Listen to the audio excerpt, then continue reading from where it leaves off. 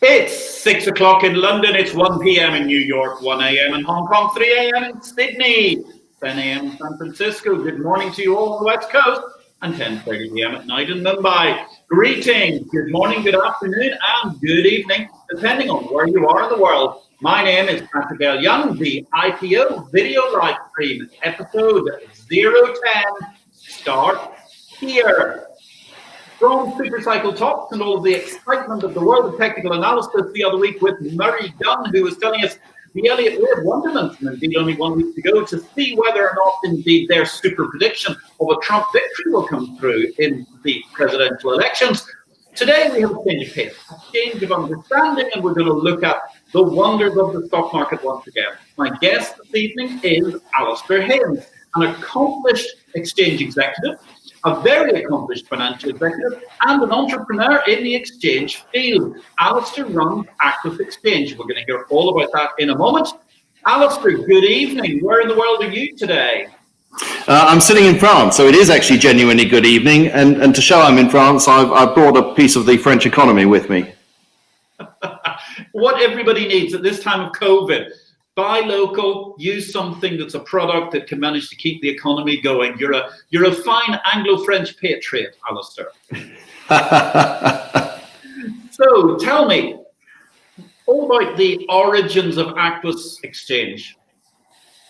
Well, look, I mean, Aquis, I founded, I've been in the city for 43 years, and I founded Aquis 9 years ago. I'd run a company beforehand called Chi-X Europe, which I'm sure many people are familiar with. And I didn't quite know what to do once we'd sold the business to Bats, and wanted to be in the exchange business. And the absolutely truth is this was founded while I was buying my teenage son a phone in Vodafone in Tunbridge Wells. And in buying him, I think anybody who has teenage children will know the most important thing that any teenager has is a mobile phone. And I was buying Alexander his first phone. He wanted the all singing, all dancing latest iPhone with unlimited downloads, unlimited texts, unlimited calls. And I sort of worked out as a parent, a hopefully responsible parent, that actually wasn't the most sensible thing, because he'd probably be downloading stuff that his mother wouldn't appreciate, and he'd probably be chatting away to his mates and not doing any homework. So in the end, I bought him a £9.99 Samsung, and a very grumpy teenager sat in the car on the way home. And that was the epiphany moment, because I realized that what I'd been doing at Chi-X for the last few years was actually managing message traffic. And the only difference between a phone company, which is a utility, a demutualized utility, in the same way as a stock exchange is a utility and should be, managing message traffic. But the one difference was the model. And the model, obviously, of the phone companies is a subscription model. So I went back home, and I, being the person that I am, looked at a number of academic papers on subscriptions and was completely blown away. And I realized that this was a model that changes human behavior. It is the model that is used in the fastest growing companies in the last 15 years. If you look at the Fortune 500, and you look at companies like Amazon or Spotify or Netflix or cable television or mobile phones, it is in every other industry, but it's not in financial services. So we thought it was appropriate to bring a very transparent model to the financial services and introduce the marginal cost of zero. And that is exactly what we've done. And it was what our intention. And like all subscription models, it takes an extraordinarily long time to actually get to that point of sort of inflection, which really changes the business. But I think we're there now. And subscriptions do change human behavior. It's very clear. If you look at something like Amazon Prime, the people in Prime spend on average $1,000 a year. Those who don't use Prime spend around $500 a year. So human behavioral change is absolutely essential if you want to make change in an industry. And that's exactly what we want to do. Absolutely fascinating, Alasdair. And I'm sure, ladies and gentlemen, if you've got questions for Alasdair this evening, drop them into the chat box via whichever particular device you're watching us on this evening, whether it's on Facebook, LinkedIn, or YouTube.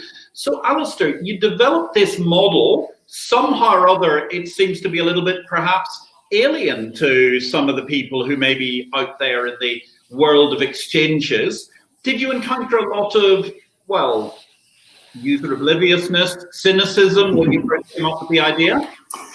Well, I've learned over the last, and as I said, 43 years in this business, of certain amount of cynicism. And actually, when somebody turns around, when I founded ITG Europe all those years ago, we brought in crossing, and I was told by many, many people that, this is a crazy thing, it's a US thing. Crossing, or dark pools as they're now known, was not something that should be popular. And it sort of amuses me that when I started that in the mid-90s, so 25 years later, we actually have caps on the amount of trading made by the regulators that takes place in dark pools. So yes, cynicism. People told me at Chi-X that it was just a high-frequency trading business, would never be profitable, and the business became extremely profitable, very successful, and we became the largest exchange in Europe in terms of turnover. And I'm glad to say that people are very cynical about Aquis, and I think we're proving that model wrong. But it is back to that point about behavioral change. What you have to do is show that the status quo is not as good as what you can achieve if you're willing to make that change. So a lot of this is about data. It's about proving the point.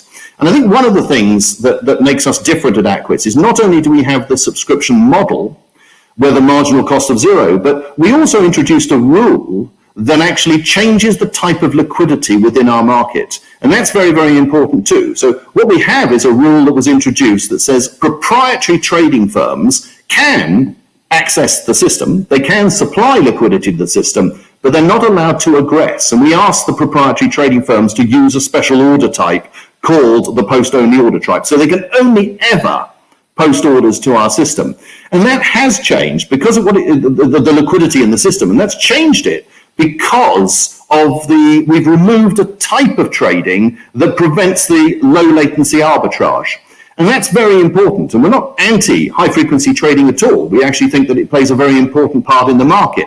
But we are differentiating ourselves as a marketplace that may be more suited to the longer term investor who doesn't want to see those immediate price movements that you might see caused in other exchanges. So the lack of toxicity alongside the subscription model has actually made us a very different liquidity pool. And today, we're one of the largest liquidity providers of any exchange in Europe. We actually control 21% of all the liquidity in the top 1,700 stocks in 14 different markets. So that makes us a major player in terms of liquidity provision. And we have around about a 5% market share of execution. So we believe we've got huge opportunity to grow as and when people see the data and start joining the market and using their smart order routers probably slightly more effectively than they're using them today. Very interesting. So just to take it back a step, does everybody have exactly the same one-size-fits-all kind of model in terms of their subscription? We're the same. We based the model based on the original phone that I bought Alexander all those years ago in Vodafone. And that basically is that you have a tier of the number of messages. So it starts off with a basic tier of £2,000 a month to trade 1,000 messages a day. And we count the messages. So we, unlike any other exchange in the world, we give you a daily record of the number of messages that you've used. And that's very important. And the way we count those messages is any aggressive message that is an order. It could be a cancellation of that order. It could be a change of price and a correction to that order.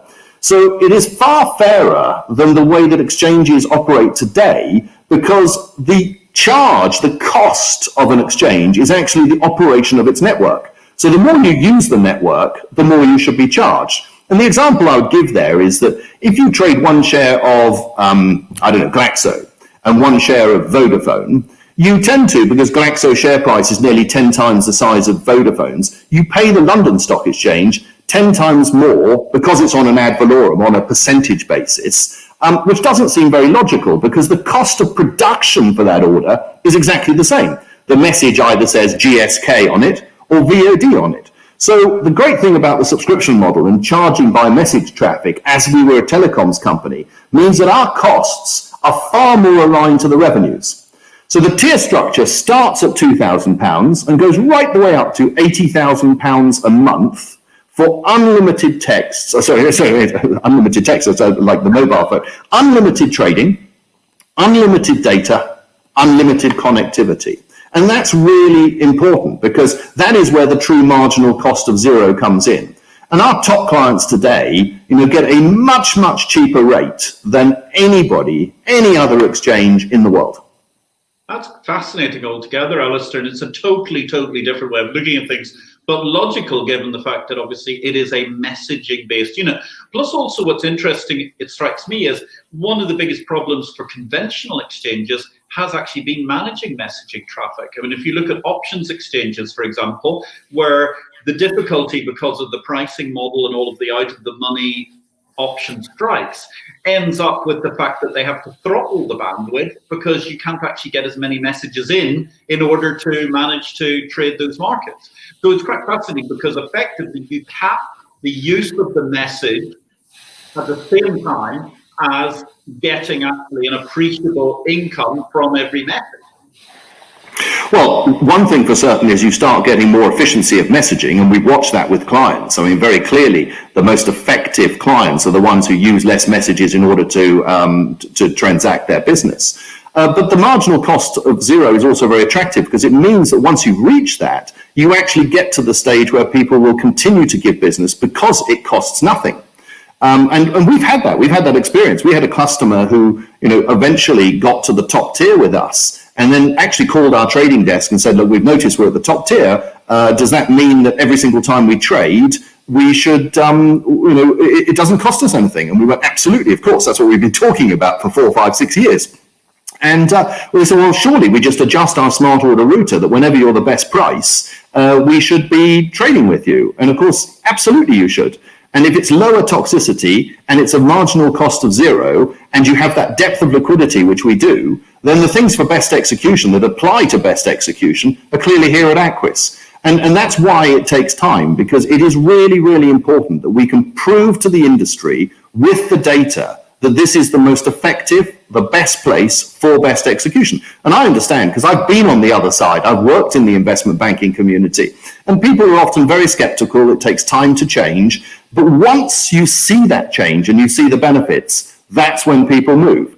And it's very common in the subscription model. The great example of that is Netflix and Blockbuster, who for years and years, Blockbuster laughed at what Netflix was doing. And today, of course, Blockbuster doesn't exist. And there you have Netflix continue to grow and in effect changing the movie industry.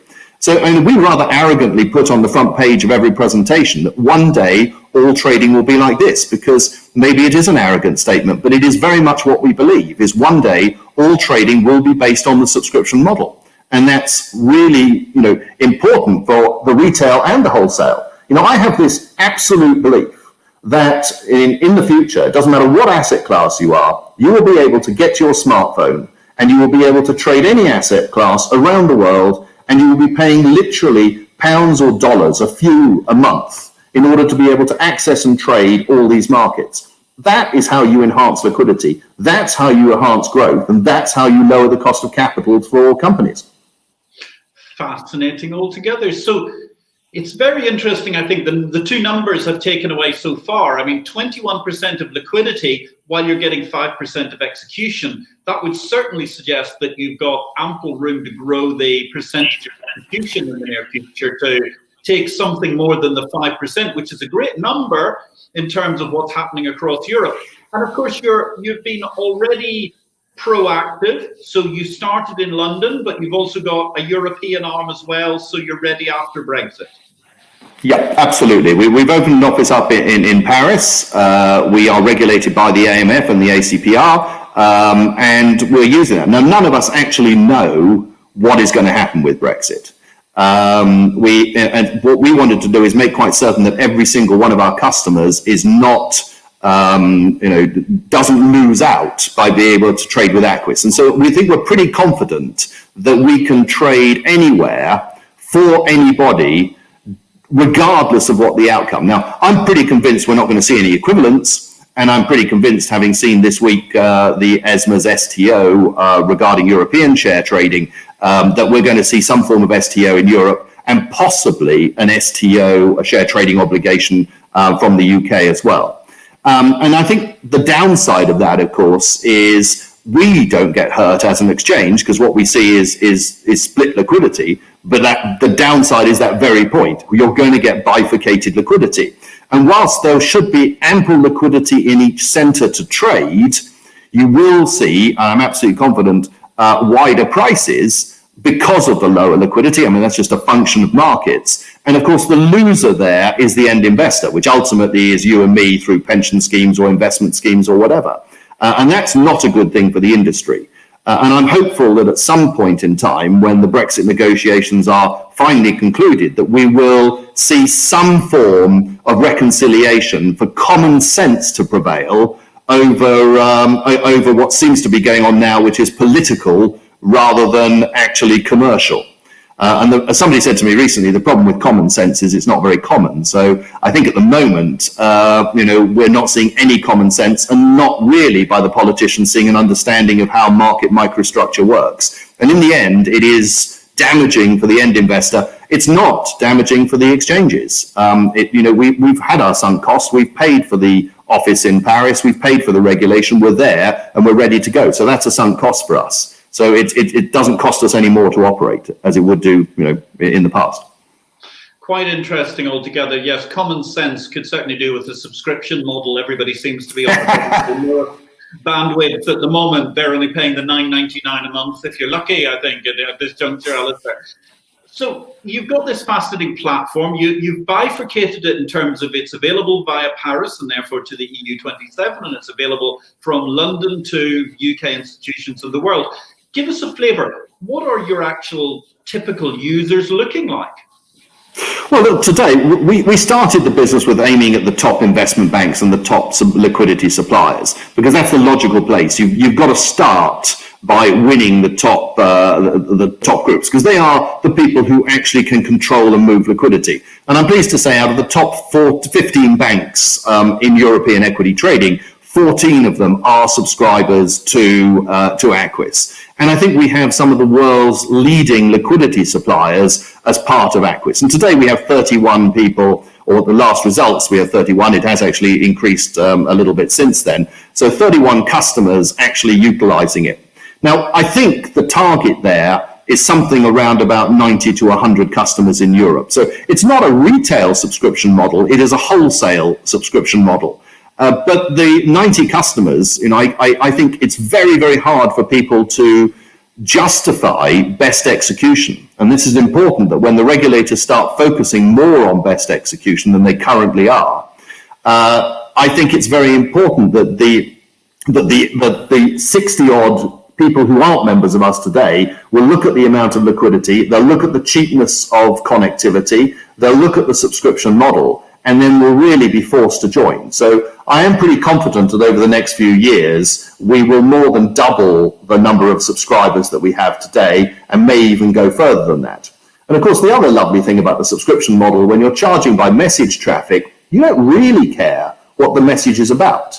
I mean, when you talk and subscribe to Vodafone, they don't charge you a different amount for talking sport or talking to your family or talking to the office. It's just use of message traffic. So we can become the world's first exchange that is really, really agnostic to the asset class itself. We have every possibility to be able to, change asset class, enter the new asset classes. We don't care whether that message is a bond, a commodity, a currency, a derivative, or an equity. And of course, for us, our scope is the capability of being able to move to different asset classes. Very interesting, the opportunity to move to different asset classes and be able to expand in that interesting way. And actually, we've got a quite fascinating question has just come in from a great friend of this program, Alex Wilkinson. Good evening, Alex. Lovely to hear from you once again. So Alex is asking, given the fact you did not allow the high-frequency traders to come in immediately and simply, steal the candy from all of the orders instantly, how much liquidity do you think that has been costing your early growth? Great question, Alex. I'm not convinced that it cost us liquidity, but it certainly cost us the belief that people thought of the likelihood of execution. So in other words, people wouldn't necessarily transact on Aquis because they believed that the likelihood of execution would actually be lower. And remember, of course, that's one of the ingredients into what actually makes best execution, which is obviously price, depth, speed, cost, and then this likelihood of execution. And, where we cover on all four of them, we're pretty, we're definitely ahead of the other game. And it's this likelihood of execution that causes the problem. And the lack of sort of understanding, I think, at the early stages, which was the lack of data, did hold us back. Of course, what the market uses for likelihood of execution tends to be market share as a proxy. And one of the things I always say to people is that, when you look outside in the morning and decide on the weather, and you want to know whether you want to take an umbrella or whether you want to put on sunglasses, you don't look at the last 20-day weather reports. You actually look at the current market conditions and decide whether you should or should not take an umbrella and whether you get wet. And I would say the same problem sort of happens in our industry, is that you have smart order routers that tend to look at historic information rather than actually looking at today's information. And sort of, if you want to get wet, where you want to trade is where the spread is narrow and the most liquidity is. But historically, what tends to happen on the SORs is that people look at historic information and they look at what market share you had. And market share, if it's small, as you are when you begin a business, you don't get that business. So you're absolutely right, is we missed out, and it's one of the reasons why it's taken us a long time. That said, of course, as our market share is now at 5%, or it was at 4.9, whatever it is last month, people can no longer turn around and say, I can't trade on Aquis, because actually our trading today on the lit book is greater than Turquoise, it's greater than the BATS book, it's greater than a number of our competitors out there. And therefore, if people are submitting orders to those platforms, actually, in truth, the likelihood of execution has to be a lot lower there, because if market share is their proxy, then actually they should be putting their orders with us. And this all goes back to how much education we have to do as a new business in the way that we have to change back to changing human behavior. And I think more, it's common sense. And at the end of the day, we will win that argument. So common sense is something that's at a premium, and smart order routers really aren't very intelligent. That's one of the second messages that I'm hearing from this at the moment. Maybe what we need is, with smart order routers looking at sort of historical activity, maybe we need implied order routers rather like options between historic volatility and implied volatility to move forward. Well, I wouldn't say all smart order routers are dumb order routers, but some are certainly more dumb than others. And I think this is where there really is going to be a change, and you can see that change taking place. Banks no longer have what used to happen if you go back 20 years, a head of trading who made the decision about best execution. Banks today have best execution committees, and in those committees they have a lot of people who are academics, research, analysts, as well as operational, legal, etc. Now, of course, that slows the process down for getting best execution approval, but it's actually made best execution a much more effective product and more important product. And I think this becomes more and more important because the regulators will undoubtedly start to look closely at whether best execution is being achieved. And, again, it might sound an arrogant statement, and I don't mean it to come across that way. But, in truth, best execution has been pretty poor in our industry. I used to say a number of years ago, it was always try my best execution rather than actually best execution here. And, as people have data thrown at them, it's going to become harder and harder for both them and the regulators who will be able to look at this data to not access great liquidity pools such as us. Now, Alex, you're on a roll this evening. Thank you very much, Alasdair, because your answers are throwing up further and more interesting questions. Applauding you for a great answer. I totally wholeheartedly agree with that. Excellent answers so far, Alasdair. So, talking about the education, the issue of managing to get the market up to scratch and therefore get them habituated to your venue. But then Alex comes in with a bit of a killer question. I'm far too polite to ask that. Certainly at 25 hours. How long do you last as an independent in that case? Well, Alex will know very well that one of the great things of being a public company is, of course, I can't actually answer that question. Because I can't actually sort of turn around and say whether people will think or whether we would or would not get an approach. But let me make one thing absolutely clear. I absolutely believe that this company has got a long, great future in front of it. I absolutely am not the person who wants to turn around and sell this thing or flip it or whatever. And I want to stay independent because I believe that there is a lot of things that we can do out here to make this the great company that it deserves to be. And, it's one of the things that's really I'm passionate about. I've reached 60 now. I have no intention of retiring in the next few years. And I want to be able to see this thing grow to what it should achieve. But I can't really answer as to whether we be independent. What I can answer is to say I want to be independent. It's a very, very interesting answer, Alasdair, and therefore concentrating on the present so that you don't do anything that you can possibly say wrong as a public company steward. Just give us a quick heads up. You have been listed for how long and where, and give us an idea of your kind of shareholder makeup. We've been listed for 2 years, just over 2 years. It was June 2018. We're listed on the AIM market. Obviously, you know that we bought the NEX Exchange, and therefore we're highly likely to dual list on our own exchange. So that's information that we certainly we're looking to do. We can't say we're going to do it yet. We need to get some regulatory approval in order, but we certainly want to do that. We went to market deliberately quite early. We weren't profitable at that stage. Our last set of results, you'll have seen we have now achieved profitability. But the reason we did it was actually for the best marketing exercise you'll ever have. And that's probably summed up by the very first asset manager I saw on the roadshow. And what I did is we did the presentation, we showed him the slides about toxicity, we showed that, the difference between us and the end investor, so us and the national exchanges. If people were to trade on us and not the national exchanges, the difference on the minimum tick size because of toxicity would be in more than £1 billion a year. That's 1 week's pension for every private pensioner in the United Kingdom. It's a substantial sum of money that we can save because of this lack of toxicity. And at the end of the conversation, the fund manager turned around to me and said, "Alasdair, look, it's a fascinating story. I think you're way too early. Why don't you come back when you're profitable? Because I think you'll be a much higher market cap and you won't necessarily be on the AIM market."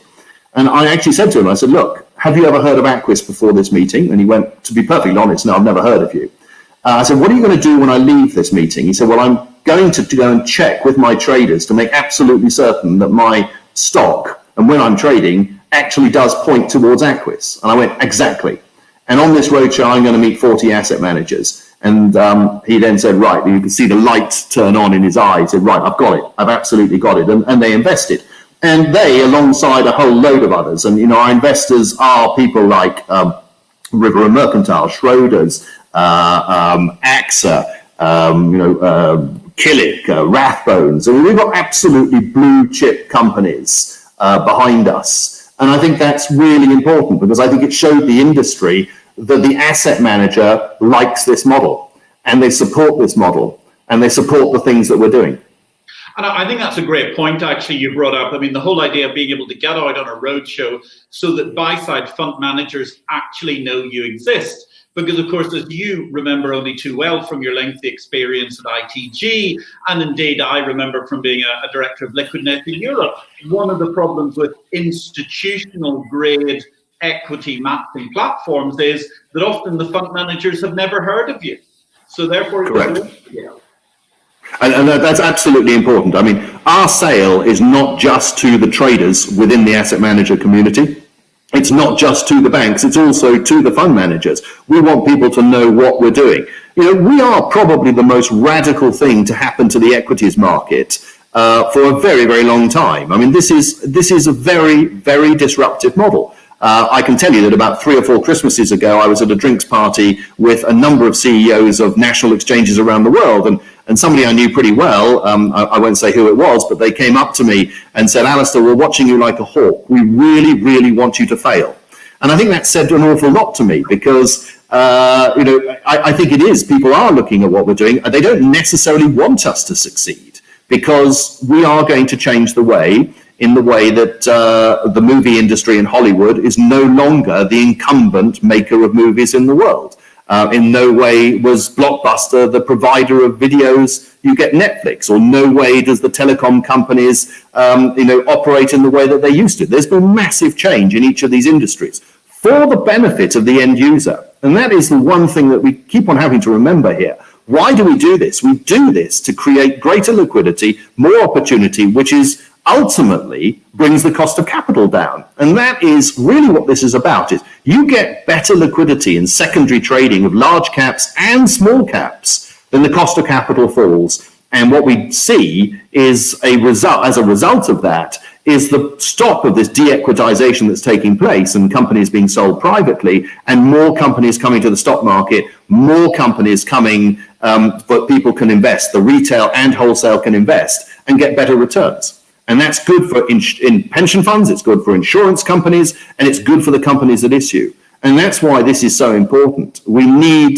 to make these changes in order to get a more effective marketplace than we have today. And just give us again, you've rattled through so many numbers. That billion number you just gave us in terms of savings, say that for us slowly once again, please. Okay, the difference in the toxicity, I wish I could show you the chart, and anybody who wants to, who's listening to this program or watching this program, more than happy can write to me and I can send them this data. It's a freely available data from many different providers. But what we can show you is that if you look at every single trade that transacts on Aquis, and you look at the price movement after that trade, in milliseconds. So we're looking here in fractions of seconds. This is not transaction cost analysis. You can see that every other exchange, the price moves away faster, quicker, and more than it does on the Aquis Exchange. And if you look at that difference, and that is assuming the price moves one tick, and many of you will know that within MiFID there are tick tables. So what happens is that a stock has to have a minimum spread.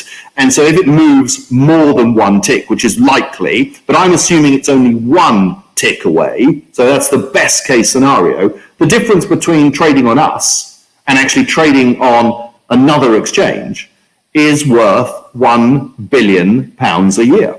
Wow. That is a substantial amount of money. And what we're doing is, because we've got this model, because we have these rules in place, we can not only save banks, and we think we can save banks, if they used us properly, somewhere in the region of 15 to 20 million pounds a year, just purely on exchange fees, but we can save the end investor £1 billion. Now, that really is important, because what it does is previous people who have attempted to compete with exchanges have tended to save their customer money, but not necessarily their customer's customer. And what we've made a point here with our model, which is why it's the combination of the subscription model and the rule that makes us different, is we save both. We save the customer, which is the bank, and we enhance the performance of the customer's customer, which is the asset manager. And if you can do both, then we are a real threat to the current way of trading on an exchange. Alasdair, it's absolutely fascinating altogether. Thank you very, very much once again, Alex Wilkinson. Great questions. Always a joy to have you joining the show. Thank you for adding today, and indeed excellent answers. I would wholeheartedly agree, coming from our guest, Alasdair Haynes. Now, ladies and gentlemen, if you want to learn more about the world of exchanges and what happens in the day today, don't forget to check out my newsletter, Exchange Invest. It's the business of horses, the only subscriber product that's available, coming to your inbox every day, explaining what happens in the business of the stock exchanges, the commodity exchanges, and all the rest of the financial market infrastructure the world over, read by illustrious executives in the exchange industry, such as indeed our guest this evening, Alasdair Haynes. Now, Alasdair, you mentioned it earlier, fleetingly, you said you listed on AIM, but at the same time, you bought yourselves an exchange just last year. So tell us a little bit about NEX Exchange and your plans for that. Well, look, we bought NEX, and one of the things I always tell people is fifth time lucky. It's not an easy sell. We bought NEX, we paid £1. The business, I think, cannot be described as having been a success. I think its predecessor, whether it was called ISDX or whether it was called Plus Markets or OFX, they've never really been able to compete properly with any growth market in Europe. And what we're looking to do here is we bought this as a license. It has the recognized investment exchange license, and we want to use our experience in the equities business and our knowledge with technology to be able to change it. And there are three things that we have to do in order to make this a success. And the first thing is we've got to convince asset managers that this is a marketplace with stocks there that they ought to invest in and they should invest in. In other words, an asset manager should have they should be completely agnostic as to where something is quoted, rather than just, I will only trade on the London Stock Exchange or on AIM. And we're doing that. We've worked, because of our investor base, we've worked very closely with them, and we will shortly be putting on our website a list of asset managers who are totally and very happy prepared to invest in companies that are quoted and decide to go public on the Aquis Stock Exchange growth market.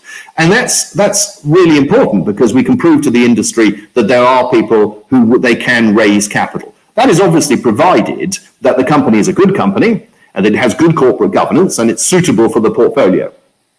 The second thing we have to do is we have to make certain that we have a standard that is higher than the current standard even on AIM. And the way we're going to do that is segregate the market. And if you think about it, great companies start small, they grow, and they mature.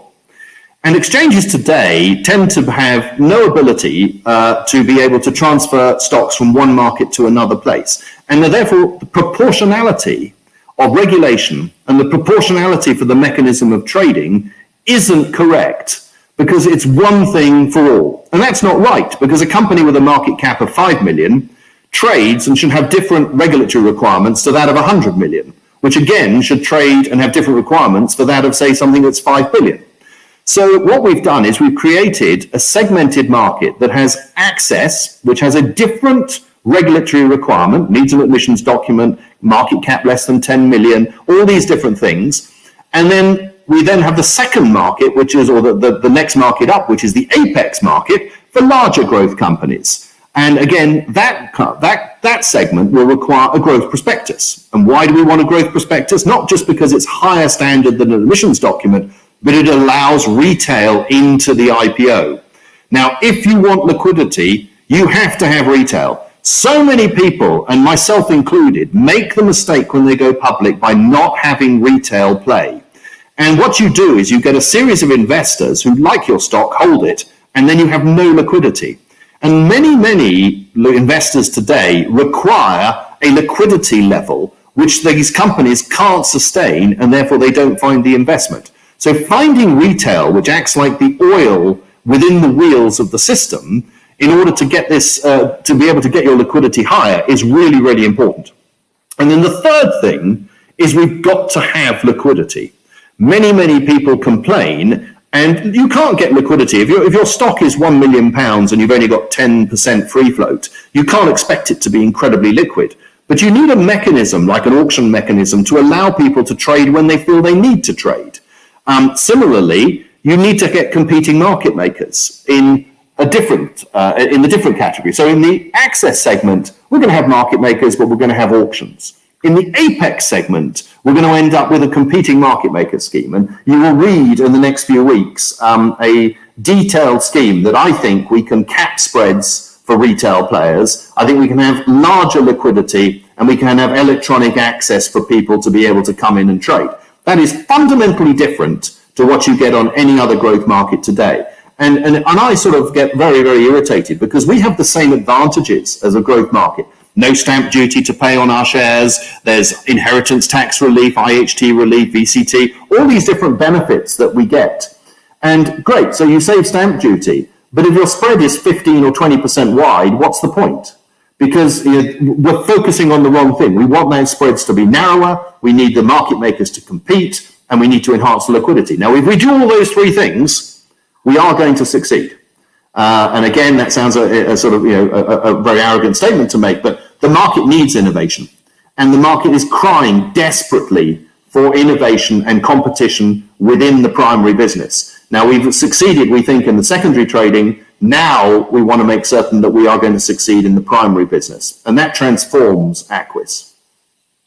Very interesting and exciting ideas, obviously, in terms of how you're going to try and make these new listings work. So therefore, you've got a segmentation that's going to allow you to go down to what's the kind of smallest companies that you're likely to see listing under the segmented model?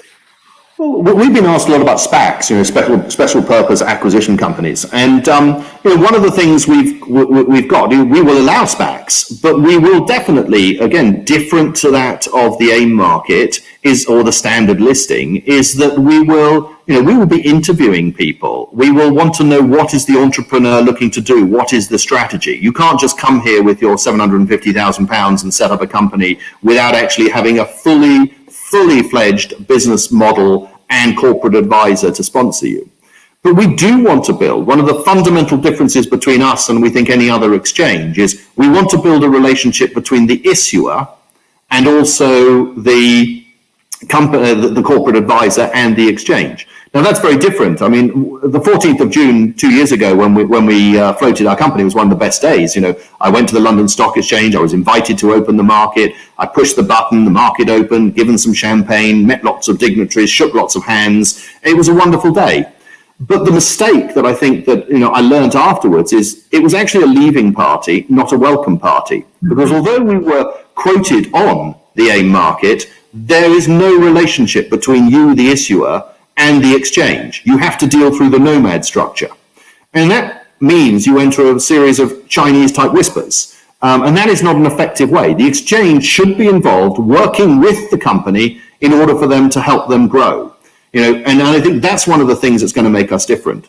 And there's lots of other things. I mean, people can go out and have a look at our rules. The new rules were set out yesterday, I think, actually sent out to people. More than happy to go on our website and have a look at the rules that we've got for the different markets. We did a consultation back in May. We've had a huge response from the industry. And I think for a company of our size to get the number of responses from the stakeholders, be they regulators, banks, brokers, advisors, etc., lawyers, accountants, I think says something about how the market needs to change. But more importantly, for when you have that change, is they want to change.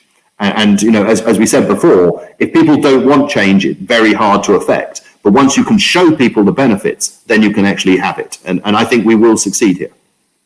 Absolutely fascinating altogether. We've got a question coming up in 1 minute, but ladies and gentlemen, just to let you know, we've got under 20 minutes to go. If you'd like to ask a question of our guest this evening, Alasdair Haynes, the boss of Aquis, a fascinating dynamic exchange group building, reshaping the equity market trading business across Europe. Good friend of the show, previous guest. We have a question from Martin Watkins. Alasdair, how would you optimize the post-trade operation of the stock market without losing the Aquis trading cost savings you mentioned earlier? Well, Martin, hi, nice to see you, or not quite see you, but nice to hear from you. Post-trade is absolutely essential. And I think what we have to do here is we have interoperability between the three clearing houses that we use. So we're really much at the front end. But our objective is to be one of the world's leading exchange services group. So we need to tackle at some point in time what is going to happen at the post-trade. Now, there's many people talking about distributed ledger technology. Is that the way forward?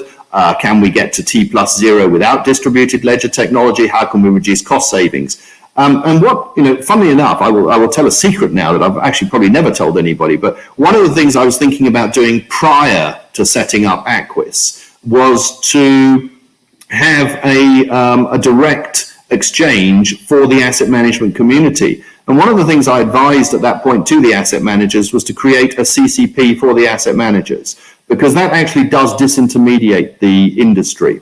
Now, that actually couldn't work today, and it can't work today for many different vested interests. But it was very well received by the interested parties from the asset management community, but they just weren't able to give up their settlement process. Now, post-trade does need changing. I had great hopes that within MiFIR we would see some of these things and some of the other rules and regulations that have come in. But I think it is a question of watch this space, because I think as technology progresses, we have every opportunity of seeing the cost savings through post-trade.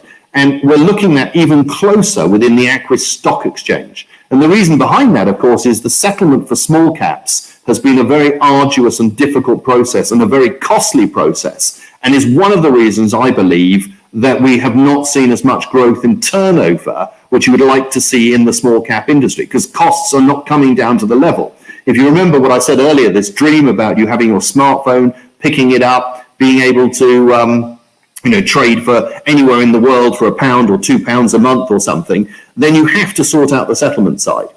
I do believe in distributed ledger technology, but I sadly will say I think we are some way away from it happening in the equities market. And the reason being is that in order for it to happen, you have to get everybody aligned at the same time. And sadly, I think that is an impossible task, and it could only happen.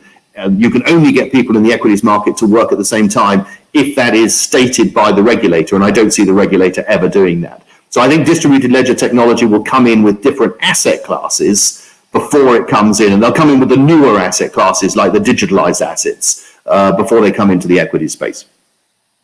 Very interesting question. Thank you very much, Martin Watkins. Fascinating answer once again, Alasdair. So one of the things, obviously, it's been interesting in this theme throughout the course of today is the fact that you are an active entrepreneur in the exchange industry, and there are not that many people who can be described as entrepreneurial exchange executives.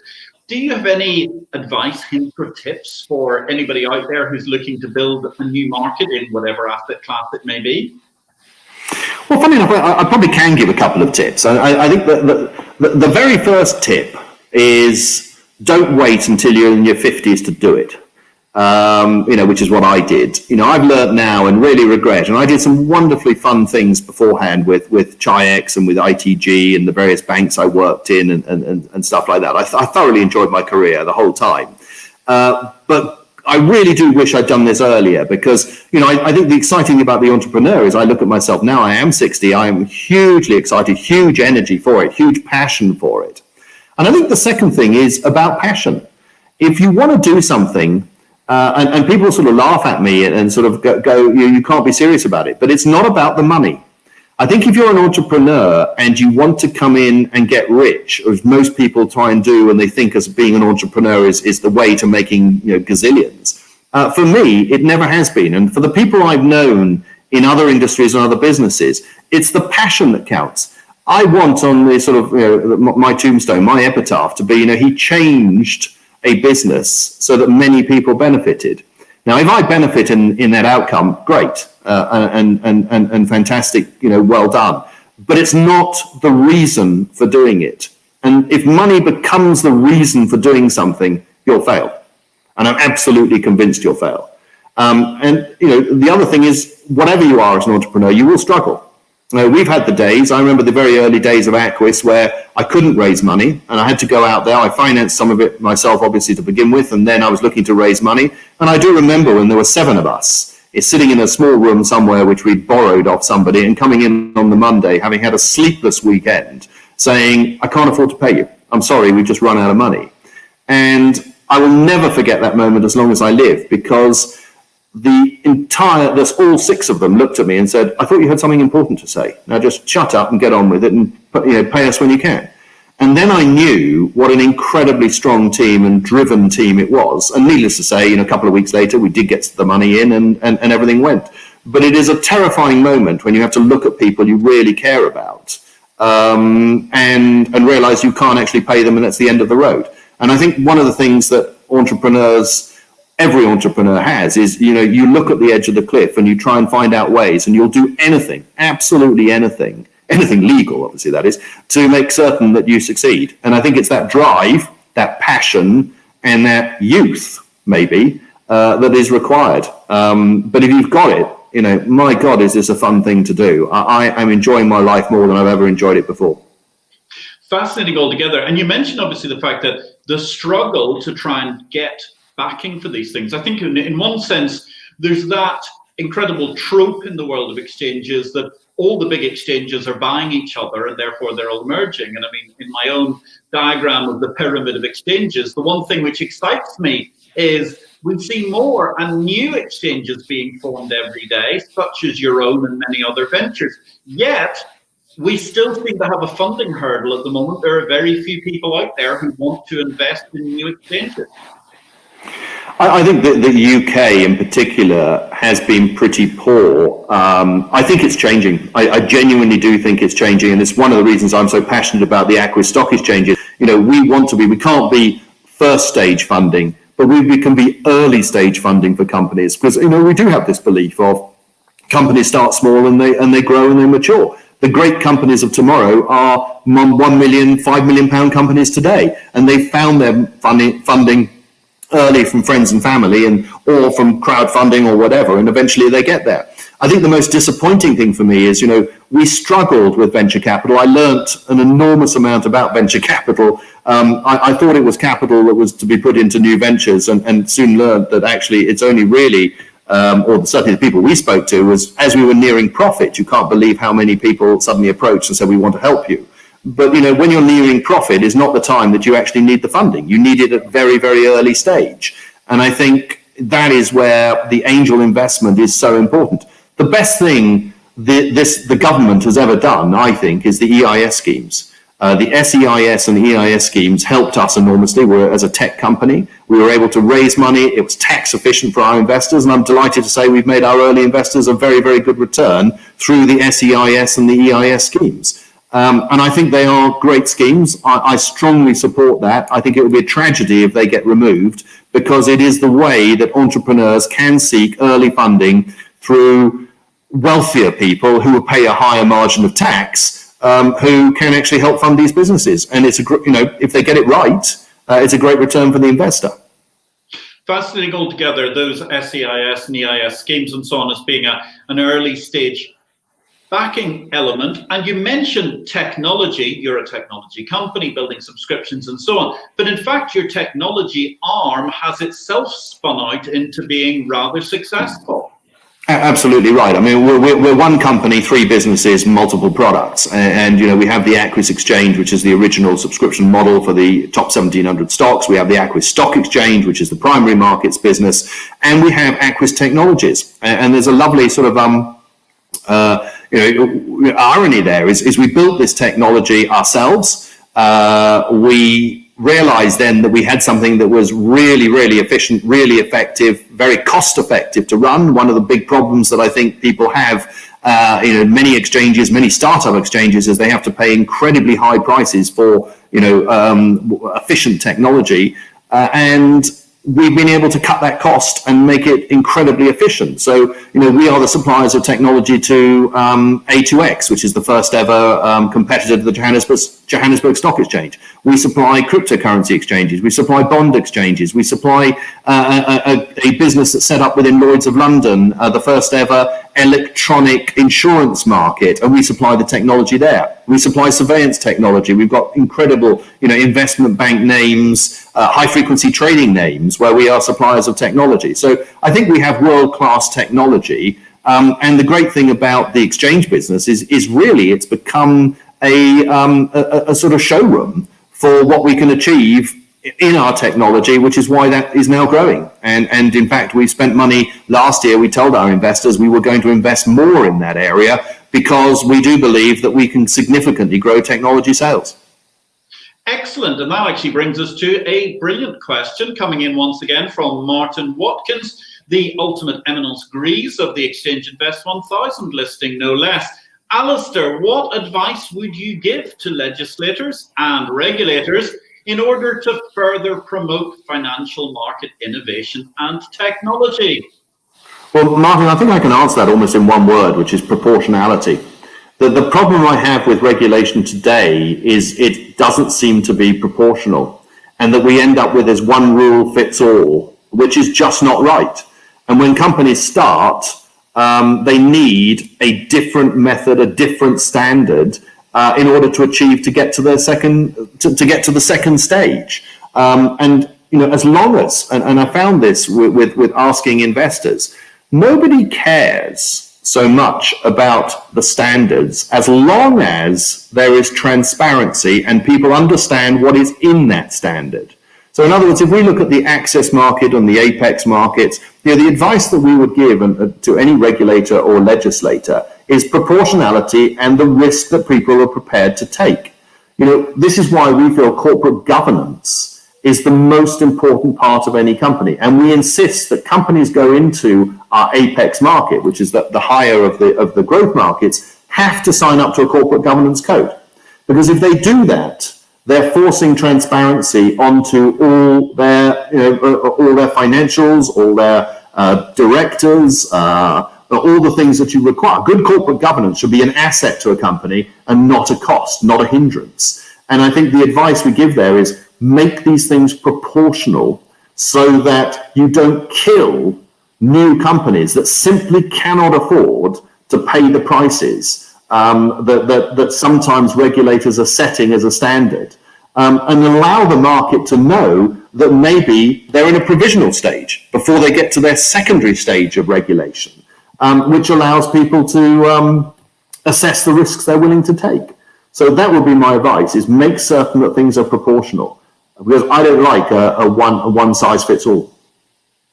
One size does not fit all. Proportionality, that's a great answer altogether, and indeed echoed by Martin Watkins himself, saying it's a great answer. Thank you very much, Martin Watkins. Thank you also to Alex Wilkinson for your questions this evening. So we're into the last few minutes of our conversation. It's been really, really interesting to talk to you, Alasdair.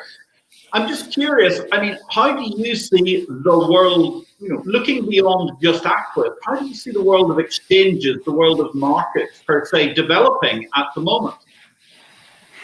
Well, the world of exchanges seems to want to change themselves into data businesses. And we look at the London Stock Exchange and Refinitiv deals. We look at the consolidation that's going on with Euronext and Borsa Italiana and Swiss and the Spanish exchanges, etc. So clearly we're seeing a period of consolidation, and we're seeing a period of trying to make money out of different things to what I would say traditional exchanges used to make money out of.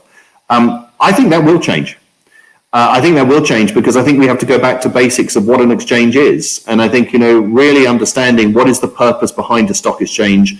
And I think that is what we want to move to. And I think that's to our advantage, because as other people are looking at either worried about being taken over or looking at trying to consolidate, or they're moving into a data industry to compete with other businesses outside of the exchange industry, that gives us a perfect chance to move back into the space of what things should be for an exchange, which is, how do we create liquidity? How do we get more liquidity? How do you actually get companies to issue? How do you get the right proportionality? How do we get the right investor community? How do you get the right connectivity? And go back to the basics of what markets are all about. And that's how I think things will progress. And I hope, that is what we see. And competition is a healthy thing. It's, we are a pain in the neck for many people because we're competing. And I'm sure other people will come in and be a pain in the neck for us by competing. But that's good. Because without competition, and we've seen this so clearly in the primary market, without competition, you don't get innovation.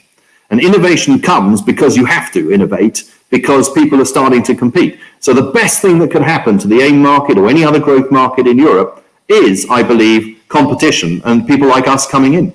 So I hope to see more people. The barrier to entry is very high, but I encourage people who want to establish businesses, they should go out there and do it.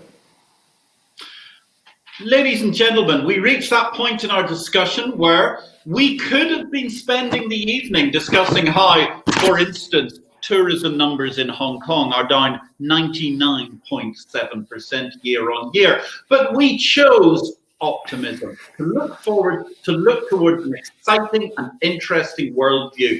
And I'm delighted today to have somebody who's easily as loquacious as myself and as passionate about the exchange business. Alasdair Haynes, you are a true revolutionary. It has been a joy to be able to talk to you today on the show. It's fascinating when you say that you're looking at, three basic themes: and competition, back to basics, and the proportionality of regulation. But your subscription changing of behavior is a fascinating maneuver. And after 6 years of the operation of your exchange, we're at the point where you've reached an amazing 5% of the total amount of equities that are being executed within the European sphere across those 14 markets that you cover. You're in a position where you've got 21% of the liquidity, which certainly suggests to me that there is a considerable upside once the smart order routers realize just what is smart for them. And more importantly, you're talking about delivering a 15 to 20 million pound saving for the major investment banks and brokers each, while there's £1 billion worth of value on the table for investors to share, which could help everybody's pension in the future. Now, that sounds to me like a fascinating opportunity with markets, with innovation, with the different spheres of your business providing technology, as you mentioned, as far afield as South Africa, as well as across your own proprietary businesses in the European Union. You've got this wonderful and interesting subscription model with the Aquis Exchange, and indeed also now you've got the Aquis Growth Market, where you've given us some fascinating new opportunities, including that very, very simple core opportunity, building a relationship with your exchanges. Ladies and gentlemen, my name is Patrick L. Young. It has been a joy this evening to be building on the long-standing relationship with Alasdair Haynes over a glass of wine. He remains a fascinating entrepreneurial individual, and cheers to you too, Alasdair. Enjoying a glass of red wine in France, how much more appropriate a piece of, well, some might call it cultural interaction that you can possibly imagine.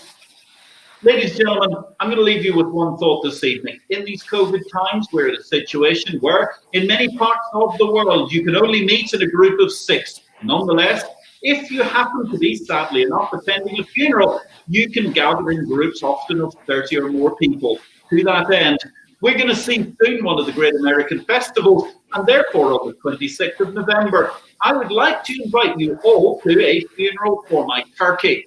That way round, we should be able to get together a good, sensible, wholehearted number of people. And of course, the good news is I don't even know what the name of my dead turkey that we're going to mourn is going to be, but I'll be able to pick it up, duly embalmed, stuffed, maybe embalmed, for its cemetery ritual at the end of November, earlier from the butcher. Lateral thinking like that is the sort of stuff that you can see every day in action at the Aquis Exchange. Thank you. If you want to read more, don't forget to check in with Exchange Invest. We will offer you a 1-month free subscription to learn about the business of bourses so you can keep up with the leading exchanges in the field, such as, of course, Aquis and entrepreneurs like Alasdair Haynes. Alasdair Haynes, it's been a pleasure. This is the end of IPO-VID 010. Next week, we're going to take a brief hiatus because, of course, everybody will be busily getting the steam up in order to count their votes in the American presidential election. Thank you very much once again, Alasdair. Thank you to the production team. Thank you to Belinda for bringing this all together from the Aquis side. My name is Patrick L. Young, wishing you a great week in markets. We'll be back soon with IPO-VID.